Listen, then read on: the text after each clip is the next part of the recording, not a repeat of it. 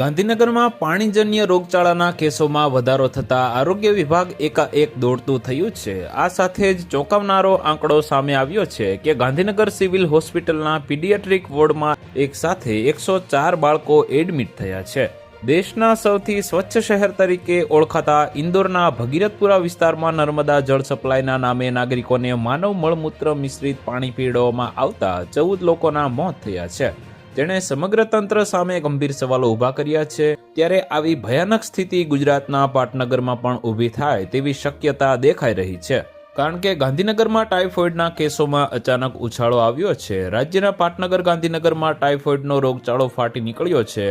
છેલ્લા કેટલાક દિવસોમાં ટાઇફોઇડના કેસોમાં અચાનક ઉછાળો આવ્યો છે। છેલ્લા અઠવાડિયાથી અત્યાર સુધીમાં ગાંધીનગરમાં 67 ટાઇફોઇડના કેસ નોંધાયા છે। ગાંધીનગરના સેક્ટર 24, 26, 28 અને આદિવાડા જીઆઈડીસી વિસ્તારમાં શંકાસ્પદ ટાઇફોઇડના કેસ નોંધાયા છે।